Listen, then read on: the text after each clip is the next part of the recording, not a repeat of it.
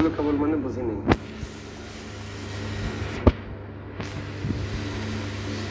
প্রিয় শিক্ষার্থী বন্ধুরা, নিশ্চয়ই তোমরা সবাই ভালো আছো। কি বলছেন বুঝতে পারছি না। আমাকে কি দেখে এবং শোনা যাচ্ছে? একটু তোমরা জানাও কমেন্টস করে।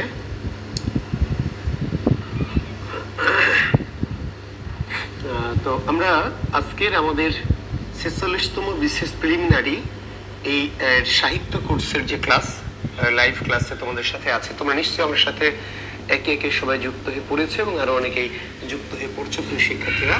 তো আমাদের আজকের ক্লাসের শিরোনাম হচ্ছে বাংলা অনুবাদ সাহিত্য, রামায়ণ মহাভারত, এবং এর সাথে আমরা সময় পেলে আজকে চৈতন্য সাহিত্যটিও একটু আলোচনা করব। তো দেখা যাক, তাই না? এমন নয় যে আমাদের শেষ করতে হবে আজকের টপিক আজকের ক্লাসে, এমন নয়। আমরা আজকে করব, অর্ধেকটা আগামী দিন করব, এটা কোনো ম্যাটার নয়। আর তোমাদের কপাল খারাপ হলে পরীক্ষা মার্চের শেষের দিকে হবে, আর যদি ভালো হয় তবে সম্ভাবনা একেবারে কম, কারণ রোজা ঈদের আগে যদি হয়ে যায় দুর্ভাগ্য তোমাদের। আর যদি না হয় তাহলে একটু সময় পেয়ে যাবে, সেই ক্ষেত্রে এপ্রিলের পরে মেতে চলে যাবে আমার বিশ্বাস আর কি। তো দেখা যাক, আমরা মার্চের শেষ সপ্তাহে পরীক্ষা এমন ধরে আমরা আগাবো। তো আমরা যদি মার্চের শেষ সপ্তাহে পরীক্ষা ধরে আগাই, তাও আমাদের কিন্তু এই জানুয়ারি মাস পুরোটাই আমাদের প্রায় বাকি আছে। জানুয়ারি, ফেব্রুয়ারি এবং মার্চ আমরা ইনশাল্লাহ আমাদের কোর্সের যে ক্লাস সেগুলো আমরা শেষ করে ফেলবো। এখন থেকে আমরা একদম একটানা 3 দিন করে ক্লাস, সোম, বুধ এবং কি শুক্র একটানা ক্লাস। আশা করছি ইনশাল্লাহ বড় কোনো ধরনের সমস্যা না হলে আমাদের ক্লাসে আর সেট হবে না। তো প্রিয় শিক্ষার্থীরা, তোমরা জানো যে আমরা গত যে মুসলিম সাহিত্যের ক্লাসগুলি করেছিলাম, মধ্যযুগের মুসলিম সাহিত্য, আমরা লাস্ট ক্লাসটা কি নিয়েছিলাম মনে আছে? তো আমরা মধ্যযুগের মুসলিম সাহিত্যের বিখ্যাত দুজন কবি আলাউল এবং কি কাজী দৌলত বা দৌলত কাজী, অত্যন্ত গুরুত্বপূর্ণ দুজন কবি, যাদের থেকে বাংলাদেশের সকল পরীক্ষায় কাজী দৌলত বা দৌলত কাজী এবং কি মহাকবি আলাউল থেকে প্রায় প্রশ্ন হয়। আমরা গত এপিসোডে কিন্তু তাদের দুজন সম্পর্কে একদম গত ক্লাসটিতে বিস্তারিত আলোচনা করেছি, গত বুধবারের ক্লাসে। এবং তার সাথে আমরা তার আলাউলের বিখ্যাত যে কাব্যটি, তাই না, পদ্মাবতী পদ্মাবত, সেখান থেকে আমরা কাহিনী আলোচনা করেছি, চরিত্রগুলো নিয়ে আলোচনা করেছি। আজকে আমরা এবং সেগুলো কিন্তু অনুবাদ সাহিত্য ছিল, মনে আছে প্রিয় শিক্ষার্থীরা? মধ্যযুগের কিন্তু মুসলিম যে ধারাটি আমরা গত 2-3টি ক্লাস নিয়ে আলোচনা করেছি, 3টি বা 4টি ক্লাসে আলোচনা করেছি, মধ্যযুগের অনুবাদ সাহিত্য, সেটাও কিন্তু ছিল অনুবাদ সাহিত্যের মুসলিম ধারা। চশমাটা দিও।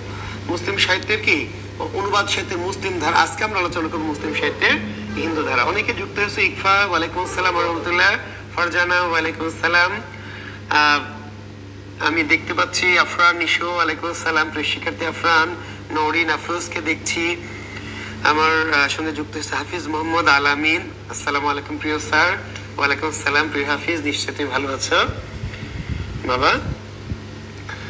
রোজা ইসলাম, ওয়ালাইকুম সালাম প্রিয় রোজা। ইকফা, নিশিতা স্যার গ্রুপে লাইভ শুরু করে কেটে দিয়েছেন।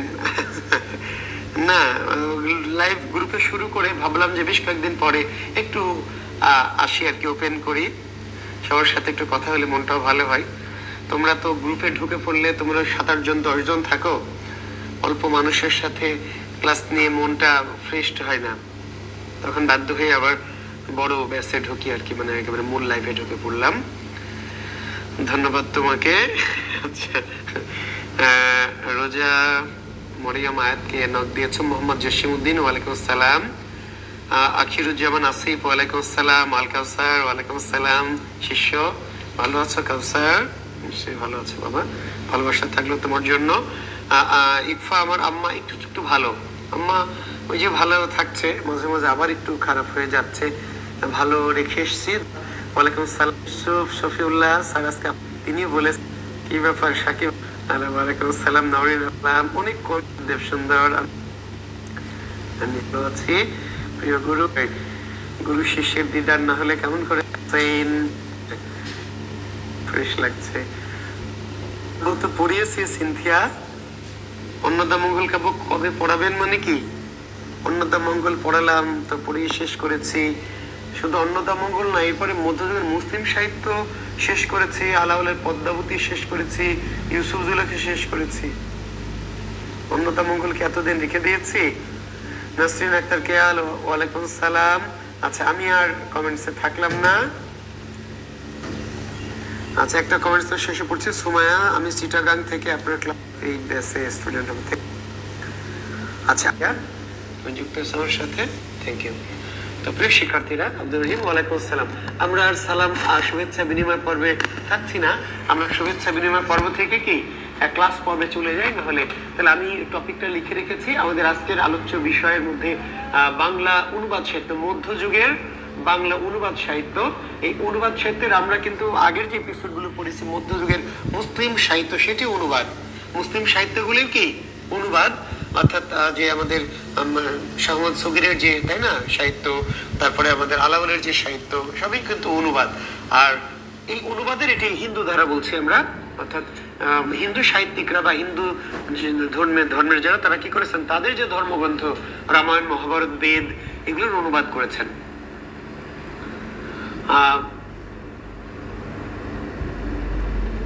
তো আমরা অনুবাদ সাহিত্যের রামায়ণ সম্পর্ক আছে কিনা, এটা তো একেবারেই মানে ক্লাস রিলেটেড কোশ্চেন নয়। পদ্মাবতীর সম্পর্ক, সিনেমা দেখো সম্পর্ক, কেউ কেউ বলেন যে আলাউদ্দিন খিলজি পদ্মাবতীর প্রেমে পড়েছিলেন, এটুকুই। আলাউদ্দিন খিলজির সাথে আমি কাহিনী তোমাদের বললামই, আর সম্পর্ক কেমন করে থাকবে মগা? সম্পর্ক যদি থাকতোই তাহলে কি পদ্মাবতী আত্মহনন করতো? পদ্মাবতীর সম্পর্ক ছিল না। পদ্মাবতী আলাউদ্দিন খিলজি যেহেতু ছিলেন দিল্লির বাদশাহ, তার প্রতি একটা আগ্রহ বোঝো, আগ্রহ ব্যাপারটা বোঝাতে গেলে আজকের আগ্রহ মানে ধরুন একজন শুনলা যে একটা মেয়ে যদি শুনে যে অমুক ঢাকা বিশ্ববিদ্যালয়ে ফার্স্ট ক্লাস ফার্স্ট বা বিশেষ ক্যাডারে ফার্স্ট হয়েছে, তাই না, তো তার প্রতি তো মেয়েদের আগ্রহ তৈরি হয়। এই আগ্রহটা হচ্ছে জাস্ট একটা ফ্যাসিনেশন, এটা তার প্রতি সম্ভ্রম, তার প্রতি, তাই না, কিন্তু এটা ভালোবাসা, প্রেম নয় আসলে।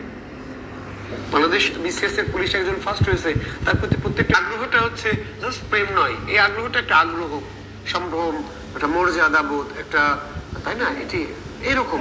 দিল্লির যে বাদশাহ, তো তার কথা শুনলে মানুষের মনে, তাই না, একটা ইয়ে হবে না যে দিল্লির বাদশাহ আলাউদ্দিন খিলজি, প্রত্যেকটা মানুষেরই তো তার প্রতি একটা আগ্রহ, একটা কৌতূহল, বুঝো নাই? এটা ঠিক প্রেম নয়। প্রেম যদি থাকবেই বা কোনো গোপন কোনো ব্যাপার থাকবে, তাহলে স্বামী বেঁচে থাকলে একটা ভিন্ন কথা, স্বামী যেহেতু মরে গেল, তাহলে তো অন্তত পদ্মাবতী ওয়েট করতে পারতো, তাই না? আচ্ছা, তো যাই হোক, আমরা অনুবাদ সাহিত্যের তাহলে রামায়ণ দিয়ে শুরু করে প্রিয় শিক্ষার্থীরা, আমরা শুরু করছি রামায়ণ। রাম প্লাস আয়ন, রামের জীবনী। রামের কি আয়ন মানে জীবনী বা কাহিনী। পরীক্ষা প্রশ্নে রামায়ণ কি জাতীয় রচনা? রামায়ণ কি জাতীয় রচনা? রামায়ণ মহাকাব্য। কোন ভাষায় রচিত রামায়ণ? আর্য বা সংস্কৃত ভাষায়। আর্য থাকলে আর্য, আর্য না থাকলে সংস্কৃত। প্রিয় শিক্ষার্থীরা, আমরা যে রামায়ণটি পড়ছি, সে রামায়ণ মূলত আর্য বা সংস্কৃত ভাষায় রচিত হয়েছে এবং কি জাতীয় রচনা? এটি হচ্ছে একটি মহাকাব্য। ঠিক আছে, বিষয়বস্তু কি? এই যে রামায়ণ রামের জীবনী, আয়ন মানে কাহিনী বা জীবনী, রামায়ণ রামের জীবনী, রামের কাহিনী। আর আমরা একটু সাহিত্যের ভাষায় যদি বলি, তাহলে এটিকে আমরা বলছি রাম রাবণের যুদ্ধ। রাম রাবণের কি যুদ্ধ। প্রিয় শিক্ষার্থীরা, তোমরা জেনে থাকবে বা জেনে নাও যে যখনই কোনো সাহিত্য আমরা মহাকাব্য বলবো, তো মহাকাব্য হতে হলে অবশ্যই সেখানে কি যুদ্ধ থাকতে হবে। মহাকাব্যের একটি অন্যতম শর্ত কি? যুদ্ধ। যুদ্ধ ছাড়া কোনো মহাকাব্য রচিত হতে পারবে না। ফলে যেহেতু আমরা রামায়ণ রামের জীবনী, রামের কাহিনী বলতেই পারি, কিন্তু মহাকাব্য হিসাবে আমরা তখন এটাকে বলছি যে রামায়ণের বিষয়বস্তু কি? রাম রাবণের যুদ্ধ। আচ্ছা, না, ইবনে বিন হুসাইন, তুমি নিশ্চয়ই মিস কল পার্টি। প্রশ্ন সাহিত্য ব্যাকরণের কোনো কোশ্চেন আজকে নয়, কোশ্চেন শুক্রবার। তো এই যে রামায়ণ নামক যে মহাকাব্যটি, এটি মোট খণ্ড ছিল 7টি। প্রশ্ন হবে রামায়ণের খণ্ড কয়টি? রামায়ণের খণ্ড কয়টি? খণ্ড 7টি। সাত খণ্ডে রামায়ণ, আমরা বলি না 7 খণ্ড রামায়ণ পড়ে সীতারামের মাসে, এরকম আমরা বলি না? তো পরীক্ষা এলে আবার তখন কিন্তু চিৎপটাং হয়ে যাচ্ছে। তাহলে রামায়ণের খণ্ড কয়টি? 7টি। শ্লোক কয়টি? শ্লোক 24,000। আর চরণ কয়টি? 48,000। রামায়ণ এর খণ্ড 7টি, শ্লোক 24,000 এবং চরণ হচ্ছে 48,000। এই প্রসঙ্গে একটু জানিয়ে রাখি যে প্রাচীন সাহিত্য, বিশেষ করে যে সংস্কৃত ভাষায় রচিত সাহিত্যের পরপর 2টি চরণ মিলে বলা হতো একটি শ্লোক। 2 চরণ বিশিষ্ট যে ভাব তাকে বলা হতো শ্লোক। তাহলে মনে রাখবে যে যতটা চরণ তার অর্ধেক শ্লোক, কিংবা যতটা শ্লোক তার ডাবল চরণ। এক চরণ, এক শ্লোকে 2 চরণ, মানে 2 চরণ মিলে 1 শ্লোক। তাহলে শ্লোক যদি 24,000 হয় তাহলে চরণ কি? 48,000। তো রামায়ণের রচয়িতাকে, রামায়ণ মহাকাব্যের রচয়িতার নাম কি?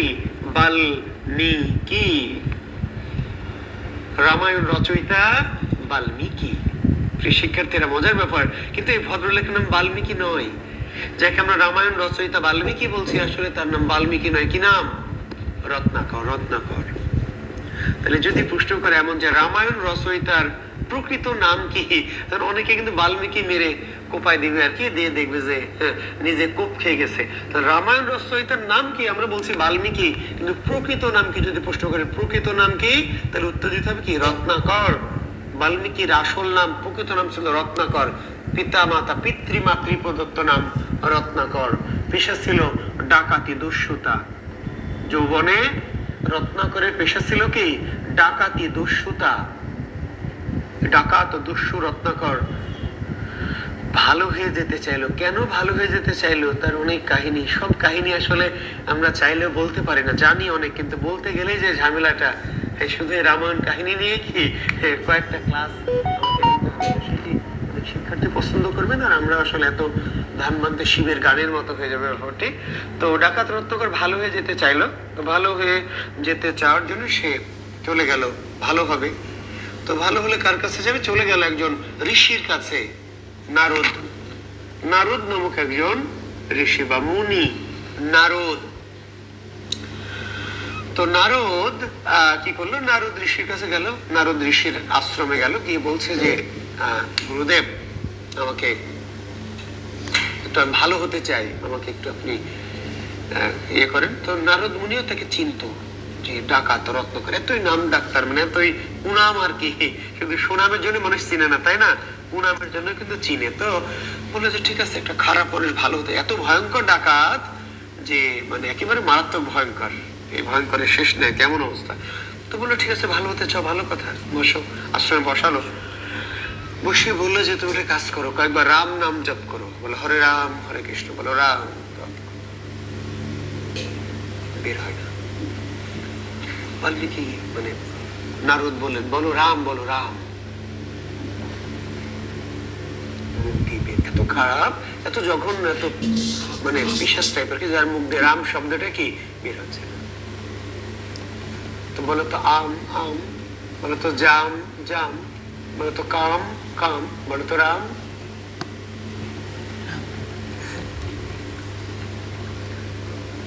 তো রাম নামটাই যে বলতে পারছে না, তাকে কেমন করে ভালো করবেন?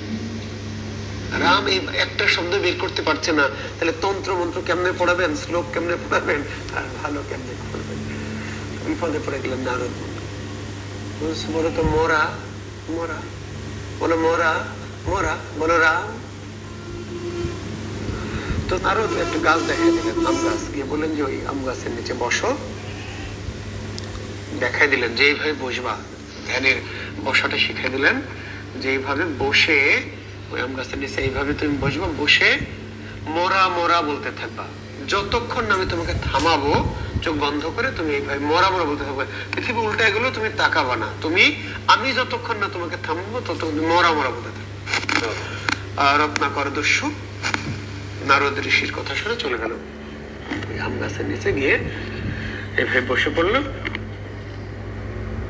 মরা মরা মরা মরা মরা মরা মরা মরা মরা মরা মরা মরা মরা মরা আমরা আমরা আমরা আমরা আমরা আমরা আমরা আমরা আমরা এই মরা মরা বলতে গিয়ে কখন যেটা ঘুরে উল্টে রাম রাম রাম রাম হয়ে গেছে, এইটা রত্না করার বোঝে নাই।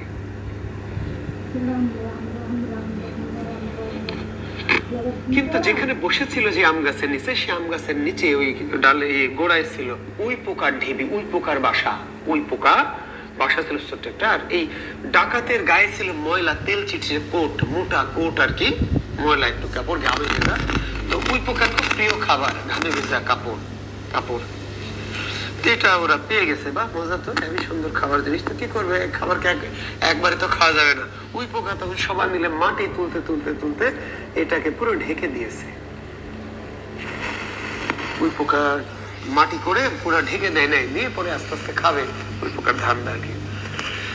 তো আর রত্নাকর তো চোখ বুঝে যেহেতু আছে সে, আর যেহেতু নারদ বলেছে যে নড়াচড়া করাও যাবে না, ধ্যান ভাঙাও যাবে না, যতক্ষণ আমি থামাবো থামাও যাবে না। তো ওইভাবে সে মোরা মোরা মোরা মোরা মানে রাম রাম বলেই যাচ্ছে, আর উই পোকা ঢিবি বানিয়ে ঢেকে দিয়েছে। ওই আম গাছের একটু দূর দিয়ে, একটু পাশ দিয়ে কিছু লোক যাচ্ছিল, পথিক আর কি। তো হঠাৎ করে দেখে যে উই পোকার ঢিবির মধ্যে থেকে রাম রাম রাম রাম রাম রাম রাম রাম রাম রাম। তো মানুষজন খুব অবাক হয়েছে, জানি হরে রাম হরে কৃষ্ণ, এ কি উই পোকার ঢিবির মধ্যে থেকে রাম রাম রাম রাম। এবার ওরা দৌড়ায় চলে গেছে, নারদ মুনি যেখানে বসে ধ্যান করছিল ওই পাশে, ওখানে গিয়ে ও গুরুদেব গুরুদেব গুরুদেব, কি হয়েছে গুরুদেব, কি আর চিল্লাচ্ছিস কেন, গুরুদেব শিগগির চলেন, দেখেন কি হয়েছে। বলছে দেখেন শিগগির চলেন, দেখেন উই পোকার আওয়াজ কাল কি রাম রাম রাম রাম রাম রাম রাম রাম রাম রাম রাম রাম রাম। কি বলিস উই পোকার রাম রাম, হ্যাঁ শিগগির সেদিকে দেখেন, কি সত্য যুগ আবার চলে সুই পোকারাও রাম রাম করছে, তাই নাকি, চলে গেল। এই সত্যি দেখে যে উই পোকার যে ঢিবি, বিশাল একটা ঢিবি, এর মধ্যে থেকে রাম রাম রাম রাম রাম শব্দ আসছে। তো নারদ মুনি খুব অবাক হলো যে একটু আগে তো ওই আম গাছের নিচে ডাকাতকে বসতে বললো, রত্নাকরকে, ডাকাত গেল কই? আর উইয়ের ঢিবি তো তখন খেয়াল করেনি, ছোট ছোট হয়তো ছিল, এত বড় হলো কি করে এই 1 ঘন্টার মধ্যে 2 ঘন্টার মধ্যে? এক করতো বাবা, একটা খুঁড়ে দেখতো, এ কর মাটির এগুলো খোঁড়। গুরুদেব খুঁড়বো, বলছে হ্যাঁ খোঁড়, আমি বলছি খোঁড়। এবার মাটির ঢিবিটা উপর থেকে একটু মাটিগুলো সরাতে, একটু সরাই দেখে মানুষের মাথার চুল। তো ভয় পেয়ে গেল, গুরুদেব মানুষের মাথার চুল, বলছে আর একটু খোঁড়। এবার খুঁড়ে মুখ পর্যন্ত খুঁড়ে দেখে যে রত্নাকর। এবার যারা এই মাটি সরাচ্ছিল এরা তো 25 লাফ দিয়েই অত দূর ওই রাস্তার মুখে চলে গেছে। যে ডাকাতের নাম শুনলে মানুষ আটকে ওঠে, নাম শুনলেই সে ডাকাত চোখের সামনে। ডাকলেন নারদ যে আয় বাবারা আয়। তো আর সে ডাকাত রত্নাকর নাই, রত্নাকর সমাহিত হয়ে গেছে। যে আছে সে হচ্ছে বাল্মীকি। যাকে দেখছো এই রত্নাকর নয়, রত্নাকর সমাহিত হয়ে গেছে মাটির নিচে। এই যে যাকে তুমি বের করলা এ হচ্ছে কি বাল্মীকি। বাল্মীকি, এই বাল্মীকি নামটা কার দেওয়া? নারদ মুনির, ঋষি নারদের বাপ মার নাম ছিল রত্নাকর, নারদ মুনির নাম দিল বাল্মীকি। বাল্মীকি শব্দের আবিধানিক অর্থ কি? উই পোকার ঢিবি। বাল্মীকি শব্দের আবিধানিক অর্থ উই পোকার ঢিবি, উই পোকার ঢিবি। মাটির ঢেলা, মাটির ঢেলা বলি না রে, ছেলেটা বেয়াদব ছিল রে স্কুলে, ভার্সিটিতে ওইটা কেমন একবারে ভদ্র মাটির মানুষ হয়ে গেছে। কি চরম দুষ্টু ছিল ছোটবেলায়, একবারে কি মাটির মানুষ বলে না, মাটির মানুষ। এই বাল্মীকি অর্থ ওই পোকার ঢিবি, মানে মাটির ঢেলা, ভালো মানুষ, নিষ্পাপ। তাহলে বাল্মীকি নামটা কার দেওয়া? নারদ মুনির। বাল্মীকি শব্দের আবিধানিক অর্থ কি? উই পোকার ঢিবি। আর বাপ মায়ের নাম দেওয়া ছিল রত্নাকর। এখন নারদ, এবার নারদ গিয়ে বললেন বাল্মীকি ওঠো, এবার থামো। গুরুদেব আমি কি রাম জপ করতে পেরেছি? বলছেন তুমি রাম তো জপ করতে পেরেছো, কিন্তু তুমি সারা জীবন যত পাপ করেছো, এত পাপ করেছো, এই পাপ তোমার 1 জন্মের পুণ্য দিয়ে হবে না। 1 জন্মের পুণ্য করে তোমার এই পাপ ক্ষয় হবে না। আর পাপ যদি ক্ষয় না হয়, আমাদের ধর্ম যে সমান যদি না হয় বা বেশি না হয়, তাহলে তো লাভ নাই। সারা জীবন পাপ করলাম, মরার আগে তাই না? হজ করে এসে বা দুটা ঢিপ দিয়ে ভাবছে যে এটা তো আর হবে না, সারা জীবন যত পাপ করেছে, পাপ আর পুণ্যের ওজন তো মিজানে মাপা হবে, যেটা বেশি হবে। তো বললেন যে তোমার তো পাপ অনেক বেশি, এত পাপ যে এক জন্মে বাকি জন্মে পুণ্য দিয়ে তোমার এটা হবে না, তাহলে লাভ কি? তুমি যদি দুজকেই যাও তাহলে তো নরকে যেতে। আচ্ছা গুরুদেব আমাকে বাঁচান, আমাকে বাঁচান, আমি কি করবো? ওটা কাজ করতে পারো। কি কাজ? চিন্তা করে নারদ ঋষি বললেন যে তুমি রামের জীবনী লেখো, রামের জীবনী, দেবতা রামের জীবনী লেখো, রামায়ণ লেখো। গুরুদেব আমি কেমন করে লিখবো?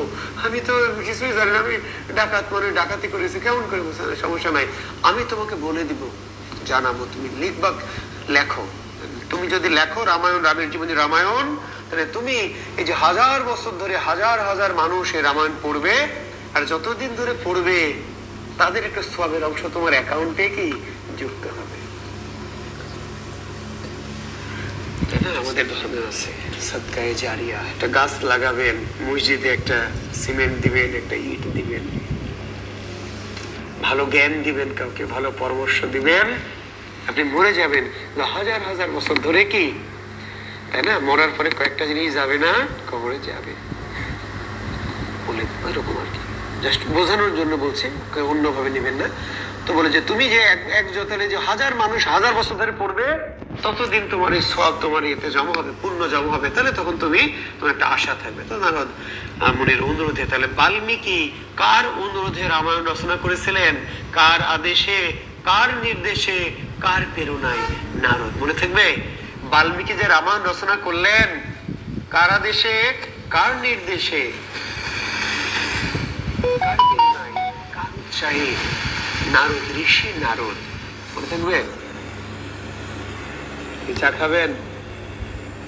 ঢেলে দিব? হে চা খাবেন না? ঢেলে দেই?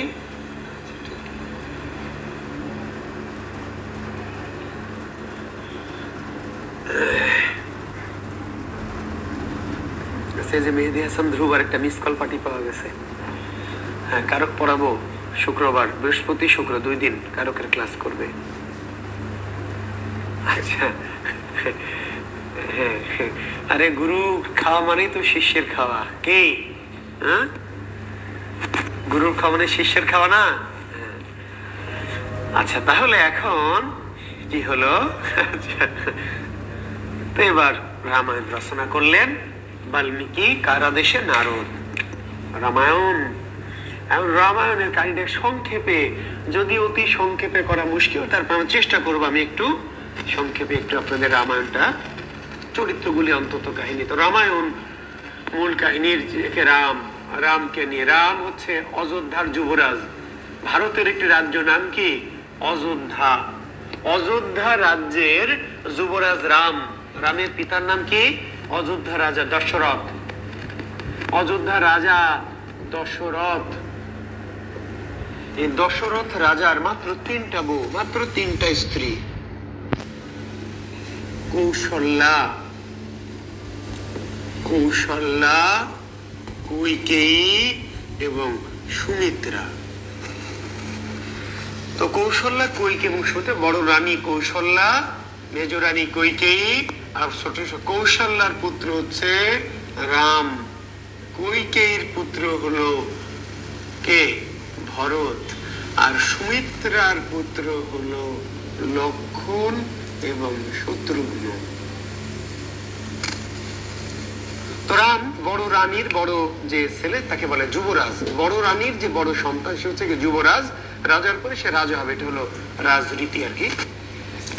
তো কোন একটা সময় দশরথ রাজার অসুস্থতার সময় কৈকেয়ী রাজার খুব সেবা করেছিল, চালাক সেবা করেছিল।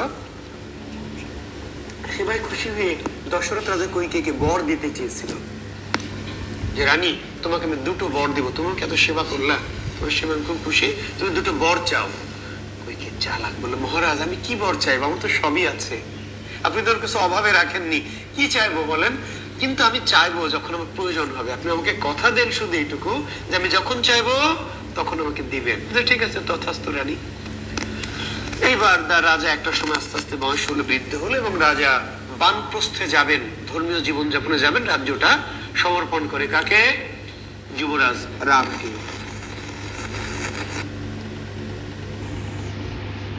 রামের রাজ্যাভিষেক হবে। রেডি, রাম যুবরাজ রাজা হবে, দশরথ রাজা, সব আয়োজন শেষ। রাজ্যাভিষেক আয়োজন নিশ্চয়ই আপনাদের বাহুবলীর সিন মনে আছে, মনে আছে তো? বাহুবলী মনে আছে? বাহুবলী রাজ্যাভিষেক, বাহুবলীর রাজ্যাভিষেক ভাবেন, রামের রাজ্যাভিষেক সব রেডি। এবার রাজা শুধু কি করবে?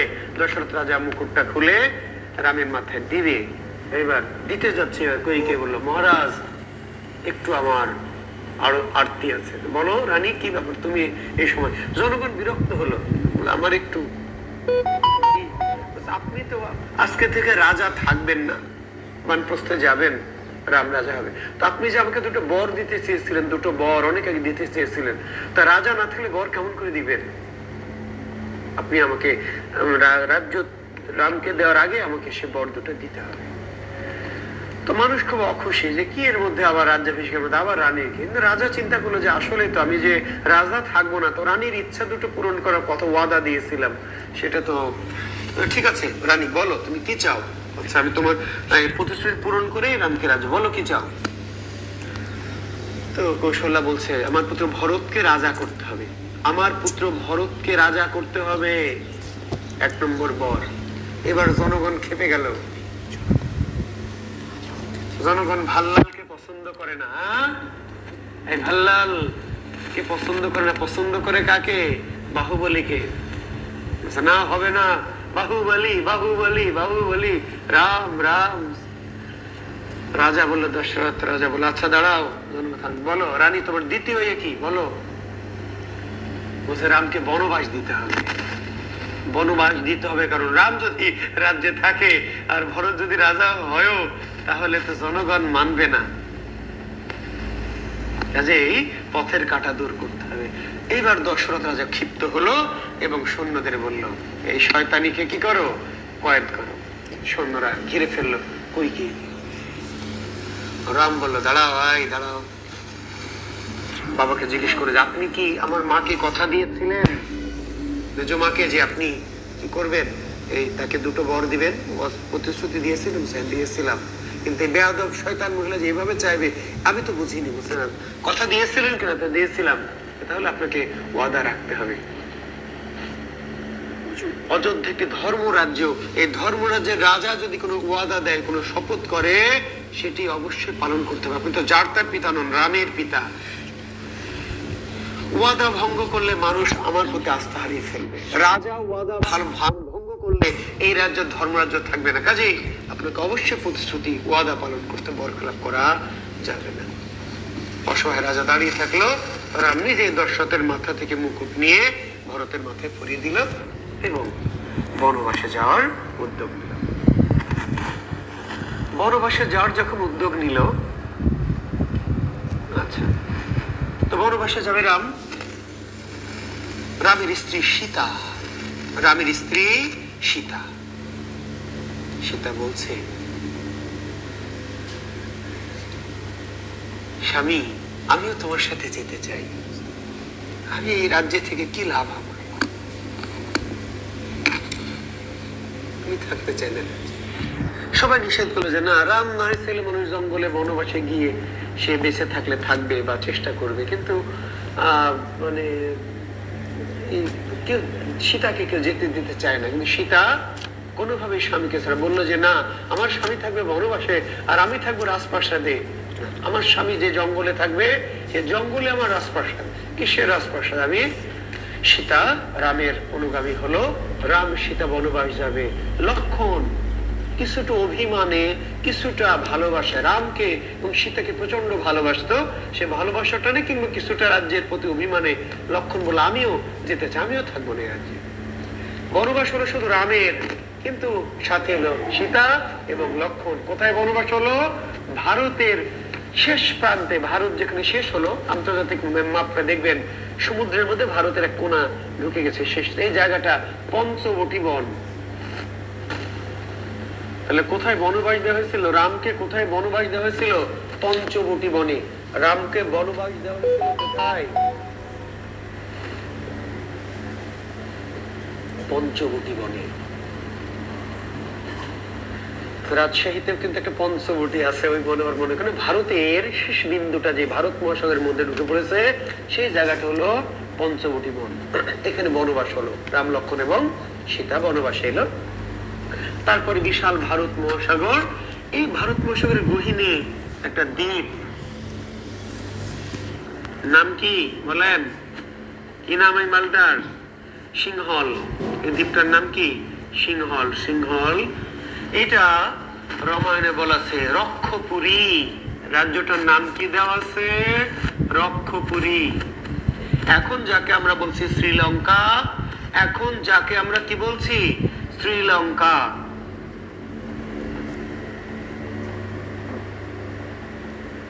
সে তার পূর্ব নাম ছিল সিংহল, আর সিংহলেরও আরো পূর্বে এই রাজ্যটাকে বলা হতো রক্ষপুরী, রাক্ষসদের রাজ্য, রাক্ষস রাজ্য, রাক্ষসদের নগর।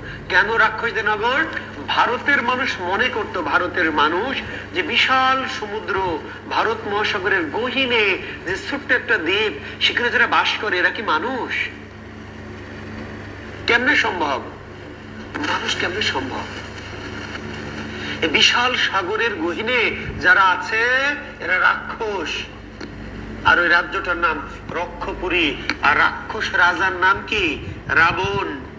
রাক্ষস রাজ রাবণ। রাবণেরা 3 ভাই, মানে রাবণের বাইরে আরো 2 ভাই। একজনের নাম হলো কুম্ভকর্ণ আর একজনের নাম হলো বিভীষণ। রাবণের 2 স্ত্রী চিত্রাঙ্গদা আর মন্দোদরী। চিত্রাঙ্গদা এবং কি মন্দোদরী। চিত্রাঙ্গদার পুত্র হচ্ছে বীরবাহু, আর মন্দোদরীর পুত্রকে মেঘনাদ। বুঝতে পেরেছ? রাবণের রাজা রাবণের 2 স্ত্রী, একজন চিত্রাঙ্গদা, চিত্রাঙ্গদা এবং আরেকজনকে মন্দোদরী। তো চিত্রাঙ্গদার পুত্র বীরবাহু আর মন্দোদরীর পুত্র মেঘনাদ। তাহলে রাবণের পুত্র বীরবাহু এবং মেঘনাদ। আর রাবণের এক বোন যার নাম শূর্পণখা। রাবণের বোনের নাম কি? রাবণের বোনের নাম হচ্ছে শূর্পণখা। এই সর্বনাশী, এই পাপিয়সী। মূল যে রাম রাবণের যুদ্ধের মূল কারণ কিন্তু সীতা নয়, মূল কারণ এই পরিমণি টাইপের এই মেয়েটা। রাম রাবণ যুদ্ধের মূল কারণ সীতা নয়। সীতা নয়, কে? এই যে শূর্পণখা। এই রাজকন্যা রাজা রাবণের বোন, রক্ষপুরীর রাজকন্যা শূর্পণখা এই ভারত মহাসাগর পাড়ি দিয়ে সিংহল থেকে মাঝে মাঝে কি করে? এই পঞ্চবটি বনে বেড়াতে যায়। এই যে আমাদের অঙ্গনারা কিংবা আমাদের প্রকৃতিরা যেমন কি পদ্মা বনে বেড়াতে যায়, পদ্মা গার্ডেনে, কিংবা তাই না ভদ্রা গার্ডেনে, কিংবা কাশ গার্ডেনে বেড়াতে যায় না? পদ্মা গার্ডেনে বেড়াতে যায় না? রাজশাহী কলেজের ছেলেমেয়েরা, আমাদের কলেজের ছেলেমেয়েরা পদ্মা গার্ডেন, নাহলে ওই যে বিজিবি গার্ডেন, নাহলে আরো একটি দুষ্টু যারা তারা ভদ্রা গার্ডেনে। তো এরকম করে শূর্পণখা কি করে? এই সমুদ্র পাড়ি দিয়ে সখীদের নিয়ে বা কখনো একাই কি করে এই পঞ্চবটি বনে বেড়াতে যায়। আমরা যারা একটু বড় লোক তারা একটু তাই না কক্সবাজার গার্ডেনে বা সেন্ট মার্টিন গার্ডেনে বেড়াতে যায় না, ওই রকম আর কি। এবার গিয়ে হঠাৎ করে দেখে যে সালমান খান। এই সালমান খানকে দেখে তো ক্র্যাশ খেয়ে যায়। সালমান খান রামকে দেখতে পায়, রাম। এর আগে দেখেনি, কারণ এর আগে রাম তো ছিল না। এর আগে বাদর ছিল, হনুমান ছিল, বন জঙ্গলে ঘুরে টুরে কি চলে আসতে। এইবার এই সালমান খানকে দেখে কি এই শূর্পণখায় পরিমণি ক্র্যাশ খেয়ে যায়। ক্র্যাশ করছে, রাম আই লাভ ইউ, তোমাকে ছাড়া আমি বাঁচবো না। তো এবার তো রাম তো ভালো মানুষ, ভদ্র মানুষ, সৎ, চরিত্রবান। রাম এটাকে বোঝালো যে দেখো আমিও তো তোমাকে ভালোই লাগে, কিন্তু আসলে এটা তো আমার জন্য কি আসলে সম্ভব না, আমার তো স্ত্রী আছে। না, আমার তো তোমাকে লাগবে। না, আমি আসলে দেখো এটা তো ঠিক না, এটা অন্যায়, এটা পাপ। আমি পাপটা বুঝি না, আমার তোমাকে চাই।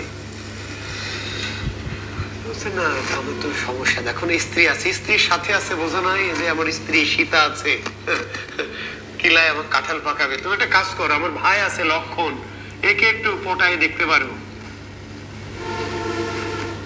ওর বউ সাথে নাই, বলছে তাই নাকি? তো কেমন? বলছে দেখো তুমি। তা শূর্পণখা লক্ষণকে দেখলো, দেখে বলে যে না চলবে মালটা। রামের মতো অত সুন্দর নয়, অত হ্যান্ডসাম নয়, কিন্তু কি আছে, চলে আর কি। বাংলাদেশের সালমান খান, জায়েদ খান টাইপ, বলছে না হবে, চলবে। এবার লক্ষণের পিছনে ঘুর ঘুর করতে লাগলো, কিন্তু লক্ষণও যেহেতু সৎ চরিত্রবান। হ্যাঁ গুলজার, তুমি ঠিকই বলেছো, জায়েদ খান বাংলাদেশের সালমান খান আর কি। তো বলে যে ঠিক আছে চলবে। এবার ঘুরতে ঘুরতে লাগলো, কিন্তু লক্ষণও চরিত্রবান। এদের দুজনকে, রাম লক্ষণকে রামায়ণে কি চরিত্রবান, সৎ চরিত্রবান করে আঁকা হয়েছে, তাই না? আমাদের মতো দুষ্টু করে আঁকা হয়নি যে। তো লক্ষণের বউ ছিল, কিন্তু কোথায়? অযোধ্যায়। লক্ষণের স্ত্রী আছে কোথায়? অযোধ্যা রাজ্যে। সে একা এসছে, স্ত্রীকে আনেনি, কিন্তু রাম তো স্ত্রীর সাথে এসছে। শূর্পণখা চিন্তা করেছে স্ত্রীর সাথে নাই, এটা একটু কম ঝুঁকিপূর্ণ, যে ঠিক আছে এটার পরে অ্যাকশন হবে। গান গা শুরু করলো পঞ্চবটি বনে গিয়ে। শূর্পণখা লক্ষণকে গান গাচ্ছে, তোমাকে চাই আমি আরো কাছে, তোমাকে বলার আরো কথা আছে, আমি কইতে পারি না মুখে তোবা তোবা, দিলে শরম লাগে কুহু কাহা, একি শরম এলো কুহু কাহা, তোমাকে চাই আমি আরো কাছে, চাই আমি আরো কাছে। লক্ষণ বলে দাঁড়া বেটি, তোকে কাছে এনে আছে। হ্যাঁ, লক্ষণ বলে আয় কাছে আয়, আয় না রে কাছে, আয় না রে। ডাইকে নিয়ে করলো কি, গান শুনে শুনে কিন্তু এই যে দেখছেন দুষ্টু গান শুনে কিন্তু পড়ে গেছে, আমার দোষ নাই। আচ্ছা এবার কি হলো, ডেকে নিয়ে নাক কেটে দিল। শূর্পণখার লক্ষণ রেগে কিছুটা বিরক্ত হয়ে নাক কেটে দিল। বদমাইশ পাজি কোথাকার, হ্যাঁ তাই না? দিয়ে নাক কেটে দিল। এবার নাক কাটে শূর্পণখা কাঁদতে কাঁদতে চলে গেল রাজ্যে। রাজা রাবণ তার ভাই, দুর্ধর্ষ মহাপরাক্রমশালী রাজা রাবণ। এবার তার বোনের নাক কেটে দিয়েছে। কেন কেটেছে বোনের নাক, এইটা কোনো প্রশ্ন না। প্রশ্নটা হচ্ছে কি, কার এত বড় সাহস? রাজার বোনের নাক কেটেছে, কেন কেটেছে, কি কারণ? এই কারণটা রাজার হেডেক না। হেডেক কি, যে কার এত বড় সাহস আমার বোন ধরে নিয়ে বেটাদের। ধরতে যাওয়া হলো, কিন্তু তখন কি নাই, এটা নাই। রাম এবং লক্ষণ তখন কি করেছিল? রাম এবং লক্ষণ অন্য পাশের কোন বনে খাবার সংগ্রহে গিয়েছিল। তো বাড়িতে পাই কাকে? সীতাকে। সীতা ছিল বাড়িতে। এবার 60-এর দশকের বাংলা সিনেমা, এই রামায়ণ কাহিনী, আর 60-এর দশকের জসিম, তারপরে রাজ্জাক, তারপরে হচ্ছে ইলিয়াস কাঞ্চন, জাবেদ, নাম শুনেছেন? সিনেমা, এই বাংলা সিনেমা থেকে হয় রামায়ণ নকল করে না, রামায়ণ থেকে সে বাংলা সিনেমা থেকে রামায়ণ তো নকল হতে পারবে না, এই রামায়ণ থেকে বাংলা সিনেমা নকল। বুঝতে পারলেন? জাবেদ নায়ক। তো জাবেদকে ধরতে গিয়ে জাবেদকে পায়নি, কি করেছে? ওয়াসিম, তো মা বোন এদেরকে ধরে নিয়ে আসে, বাপ নিয়ে এসে দড়ির সাথে দেবে না, ওই জাম্বু কি করে, এবার টান টান করে 2 হাত বেঁধে রাখে, দড়ি দিয়ে বেঁধে রাখে কুটির সাথে। নায়িকাকে ধরে নিয়ে এসে, বোনকে ধরে নিয়ে এসে, এরপর গান টান একটা হয় যে নাচ সুন্দরী, যতক্ষণ নাচবি ততক্ষণ তোরা বাজবি, তাই না? এরকম। আর এর মধ্যে জাবেদ ওয়াসিম কি গাড়ি নিয়ে বা ঘোড়া নিয়ে ইয়ালি বলে ভেঙে চুরে চলে আসে নায়িকাকে বাঁচাতে। কাহিনী রামায়ণের কাহিনী অনেকটা। জাবেদ, জাবেদ চিনো না তোমরা? জাবের না, জাবেদ, ওয়াসিম, জাবের, এরা জসিম যুগের সমসাময়িক, একটু আগের, চেনার কথাও না তোমাদের। হিরো, অ্যাকশন হিরো আর কি। তো এখন এবার চলে, তো রামকে সীতাকে ধরে নিয়ে গেল, সীতাকে ধরে নিয়ে আসা হলো, ধরে নিয়ে আসলো রাবণের বাড়ি, নিয়ে এসে সিংহলের পঞ্চবটি বনে, পঞ্চবটি বনে আটকে রাখা হলো। সীতাকে কোথায় আটকে রাখা হয়েছিল? সীতাকে কোথায় আটকে রাখা হয়েছিল? কোথায় বন্দি করা হয়েছিল? পঞ্চবটী বন না, সরি, পঞ্চবটী বন ভুল করছি, অশোক বন।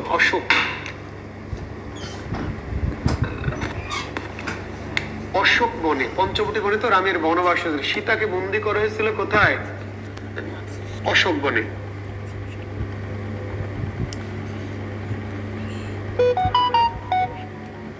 অশোক বনে সীতাকে বন্দি করা হলো। এবার রাম আর লক্ষ্মণ কি করলো? এসে বুঝতে পারলো যে সিংহলের দুষ্ট রাজা রাবণ কর্তৃক সীতা হরণ হয়েছে।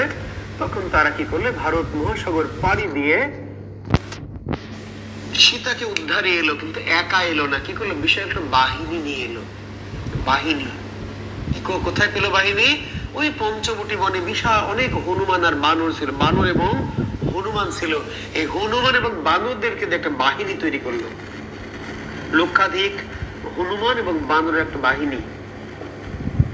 এই জন্য হিন্দু ধর্মে দেখবেন হনুমান বা বানরকে কি করা হয়, পূজা করা হয়, মন্দিরের গায়ে এরা থাকে আর কি, পূজার মানে আশেপাশে দেখবেন ভক্তি করা হয়। রামকে সহায়তা করেছিল বানর। তো এই রাম যে বাহিনীটা বানালো, সে বাহিনীর সেনাপতি হলো সুগ্রীব। সুগ্রীব হচ্ছে কি সেনাপতি এবং নল হচ্ছে মন্ত্রী।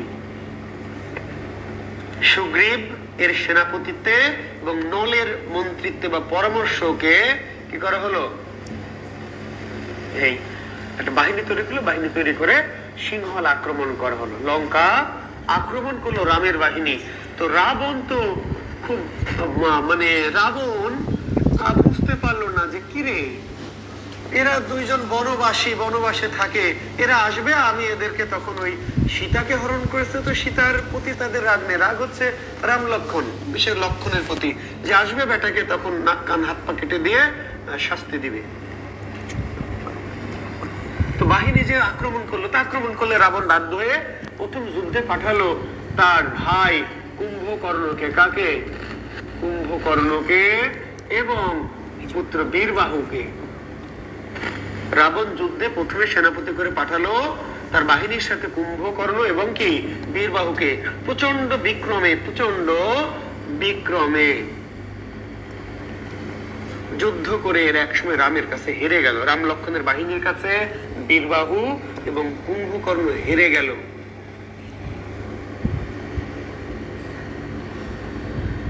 হেরে গেলে এবং এই বীরবাহুর মৃত্যু দিয়ে মেঘনাদ কাব্য শুরু। মেঘনাদ কাব্যের কাহিনীটা শুরু হয়েছে এই বীরবাহুর মৃত্যুর মধ্য দিয়ে। আমি তো রামায়ণের কাহিনী পিছন থেকে বলছি, রামায়ণের কাহিনী। আর মেঘনাদ বধ মাইকেল মধুসূদন দত্তের কাহিনী শুরু হয়েছে বীরবাহুর মৃত্যুর মধ্য দিয়ে। দূত এসে খবর দিচ্ছে যে বীরবাহু কি আর নেই। রাবণ বিলাপ করছে, হা পুত্র, হা বীরবাহু, বীরেন্দ্র কেশরী, কেমন ধরিব প্রাণ তোমার বিহনে। হা পুত্র, হা বীরবাহু, হা বীরেন্দ্র কেশরী, কেমন ধরিব আমি প্রাণ তোমার বিহনে। বীরবাহু মরে গেল, কুম্ভকর্ণ মরে গেল। এখন সেনাপতিকে কাকে পাঠানো হবে? কে আছে আর রাজ্যে? একজন আছে বড় বীর, তার নাম কি মেঘনাদ। মেঘনাদ অনেক বড় বীর, একজন বীর বেঁচে আছে কি তো মেঘনাদকে। মেঘনাদ তখন ছিল তার স্ত্রী প্রমীলা। মেঘনাদের স্ত্রীর নাম কি? প্রমীলা। এই প্রমীলা সদ্য বিবাহিতা মেঘনাদ তার স্ত্রী প্রমীলাকে নিয়ে প্রমোদ বিহারে বা হানিমুন টাইপের জায়গায় ছিল। তো বাধ্য হয়ে খবর পাঠানো হলো মেঘনাদকে। মেঘনাদ চলে এলো। অনেক বিশাল কাহিনী। তো আমি এই জায়গাটা একটু মানে মেঘনাদ বধ কাব্যের সময় গিয়ে বলা হবে কিনা এখানে একটুখানি বলে রাখি যে মেঘনাদ যখন, তো মেঘনাদ যেহেতু প্রমোদ বিহারে আছে, তো স্ত্রীকে নিয়ে সে চলে আসতে চায় না। কেন চলে আসতে চায় না? যে স্ত্রীকে নিয়ে যদি চলে আসে তাহলে তার প্রমোদ বিহারটা শেষ হবে, হানিমুনটা শেষ হয়ে যাবে। জীবনে হানিমুন তো একবারই হয়, বারবার হয় না। আসতেও চায় না সে, কিন্তু যেহেতু আদেশ, যেতেই হবে, আসতেই হবে। তখন কি করলো সে,